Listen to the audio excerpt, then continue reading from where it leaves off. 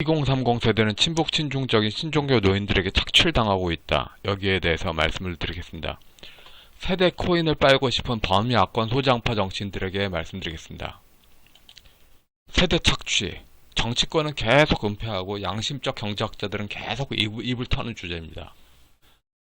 그러니까 지금 한국 사회에서 진정한 정치권에서 핵폭탄이 될 수 있는 그런 요소는 세대 착취예요. 세대 착취. 2030의 미래 소득을 계속 노인 중심의 정치에서 이익으로 써먹고 있다. 이것을 젊은 세대는 계속 의지하고 싶은데 의지화가 안 돼. 매스미디어가 안 써주니까. 근데 이걸 의지할 수 있으면 나의 영웅이여 이럴 겁니다. 세대론과 착취의 앙상블. 먼저 칼 마르크스의 잉여 가치론을 알아봅시다. 자본가 가진 자보단 부르주아 계급으로 보는 게 맞습니다. 잉여 가치론을 자세하게 보면은 아주 복잡해요. 그런데 거기까지는 알 필요도 없어요. 왜냐하면 좌파도 잉여 가치론 생각하는 게 아니라 원래 좌파들의 정서는 다수파는 NL파의 부족주의 감정 아닙니까? 소련말 부족주의 감정. 그러니까 태어난 거 자체가 억울하고 손해봤다고 하는 거에 얽혀서 그렇게 보는 레닌의 착취 관점이 더 가깝겠죠. 기독교란 종교적 가치와 대토지의 소유가 빚어지는 자본과의 이익, 이걸 중심으로 칼 마르크스는 착취를 논했는데, 여기서 중요한 거는 칼 마르크스는 유대인이며 결코 아시아 사람이 아니며 과학적 사유주의를 논하는 부분 헬라 사상이라는 겁니다. 즉 칼 마르크스는 조상 숭배 종교의 샤머니즘 주술 종교를 말한 적이 없다는 사실입니다. 문제는 한국의 지금 지배 이념이 기독교냐? 전혀 아니라는 거죠. 일국양제를 목적으로 유불선이 혼합된 신종교 무당신앙 개념으로 그게 지배화되고 있죠. 단도직입적으로 통일부 문서 한번 보세요. 다 신종교입니다. 다 대승불교적이고 다 유불선 혼합적인 그런 식으로 민간에 퍼진 그런 민중신앙이라고 그걸 그냥 강조를 합니다. 그런데 이게 어디하고 이어지냐? 북한 선점을 사상, 제도, 지역, 이념, 계급, 계층의 이익을 초월하여 하는 북한 중심의 당성은 곧 중국 공산당 중심의 소수민족 압박하는 그런 당파성하고 이어지죠. 이게 또 남북 연합체로서 슈퍼 세금 도둑과 이런 권력을 재생산하는 신종교죠. 여기서 재생산이란 거, 부르디의 권력 재생산 관점이 중요한데, 이거 그냥 웹에 있는 거 그냥 긁었습니다. 부르디의 책에 대해서는 별도로 설명을 드릴 수 있는데, 그냥 웹에 있는 거 그냥 긁었습니다. 즉, 신종교에 탁 빠지게 되면은, 신종교적으로 사람들의 생각이 바뀌게 되지 않습니까? 신종교에 빠졌다는 의지, 그런 거 없이, 신종교 내용부터 먼저 핵심 단어부터 계속 반복시키면은 모든 상징에 무의식이 낚여갈 수 있습니다. 칼 구스타프 융이 그 이야기 한 거죠. 꼭 꿈에서만 무의식이 그렇게 하는 게 아니라 모든 상징에 그렇게 무의식이 변화될 수가 있다.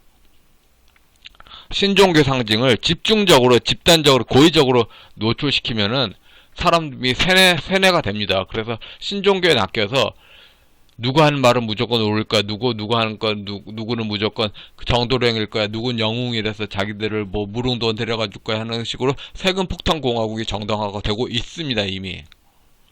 그래서 2030 세대가 노인 세대가 될 때는 한국은 극강의 거지 국가가 될 것입니다. 노인은 그때 세상은 뜨고 없습니다. 미래세대 지금 덤터기를 쓰고 있어요. 재정준칙 바로 세워야 이거는 훈장질이고, 실질은 아무것도 하고 있지 않아요.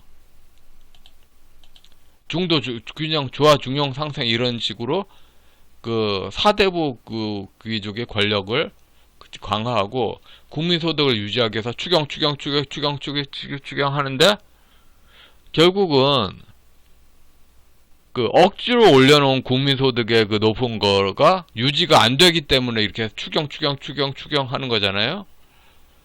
그래서 미래 세대들의 소득을 끌어당겨 쓰고, 그래서 미래 세대가 늙게 되면은 극강의 거지 국가가 되는데, 이건 문제가 아주 큰 거죠. 2030 미래를 끌어서 70대 친중 노인들의 현재 목적 달성하는 거죠.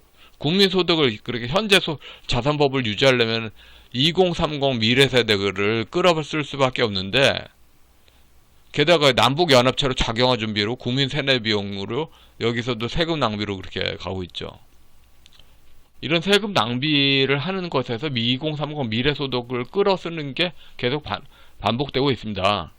결국 2030 세대가 신종교에서 깔고 있는 농민 질서에서 노비 계급이라는 이야기입니다. 2030 젊은 세대가 젊은 세대로 대접받지 않고 노비 계급이라는 이야기예요. 노비 계급. 자산법을 바로 터트리면 빅5 모두 노무현 만나러 가겠죠. 그런데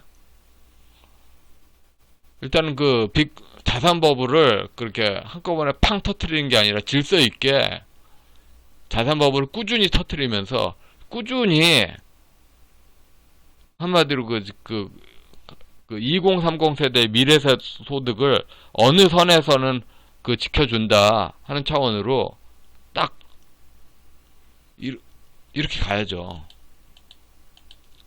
정치는 남북연합체의 권력 강화를 위한 비용을 빚으로 2030 미래 소득으로 땡겨 쓴 겁니다. 기본소득 결국 남북연합체 권력 강화하고 이재명의 선심 쓰기는 2030 세대를 노비 계급화하는 거죠. 지금 당장 좋은데 조삼모사 아닙니까? 한국 사회는 민족적인 게 세계적 수준의 중화사상 언저리가 무한반 반복됩니다.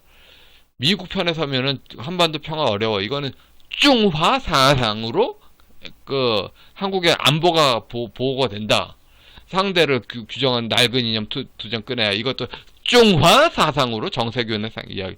또 한반도 상생 평화 해결. 이것도 중화사상으로. 씨발. 군사 독재를 깨뜨린 신종교 노인들이 또 다른 독재 체제를 건설하고 있습니다. 그러니까 법 앞에 평등 이런 게 아니라 장유유서 노인 중심의 사회로 노인 아래 아래 세대들은 무조건 복종하게 하는. 그래서 법 앞에 평등으로 젊은 세대의 그런 미래 소득도 중요하다 이런 가치가 그대로 묻혀지고 있죠. 전태일은 근로기준법이었지만 2030 세대들에게는 법 앞에 평등, 서양법주의, 헌법 인식을 위해서 헌법의 서양법주의를 지켜라. 국회는 더 이상 신종교 신앙을 서양법 이념에 끼워 넣는 짓을 하지 말라. 물론 동도서기파가 아니라 서도서기파라는 노정세대 권력이 젊은 세대에 유리하다는 판단을 전제합니다. 물론 젊은 세대에 유리한 상황이 되려면은 노정 세대가 받쳐줘야 됩니다. 근데 문제는 윤석열이 서울법대 우파의 기본 전제에 서도서기파의 권력을 만들 수 있을까요? 그랬으면 좋겠습니다. 작은 정부 담론이 왜곡되는 큰 이유, 한국 좌파 정치에 끼인 신종교가 그러니까 무당 환상으로 가가지고는 무당 판타지로 무지막지하게 큰 치명적 자만을 넘어서 치명적 몽상까지 이르는 이게 대중화되면 포퓰리즘 제어가 매우 어렵게 됩니다. 좌파 정치는 모든 규범에 있어 훌쩍훌쩍 넘고 그런 차원의 인기몰이가 나타납니다. 결국 정부가 아니라 정부를 장악한 지도자의 노비로서 돌아간 차원으로서 상상세계니까 근대 법제의 원칙을 지킬 이유가 없어집니다. 남북연합체 중심의 권력 포획 기제로 세금폭탄공화국 작동인데 오세훈 당선됐으니 좌파 정부에는 세금에서 후진 기여가 가능할까요? 그러니까 쭉 관성으로 세금폭탄공화국의 남북연합체 중심으로 해서 세금폭탄공화국의 2030의 미래소득 땡겨 쓰는 걸 하고 있는데 여기서 바로 후진이 될까요? 신종교 제어 없이는 불가능하죠. 신종교 제어하려면은 정세현 문정인의 사법 처리 없이는 불가능하죠. 국가 자체가 가계부채, 기업부채, 정부부채로 좀비급인데 정리 안 하고 계속 간다.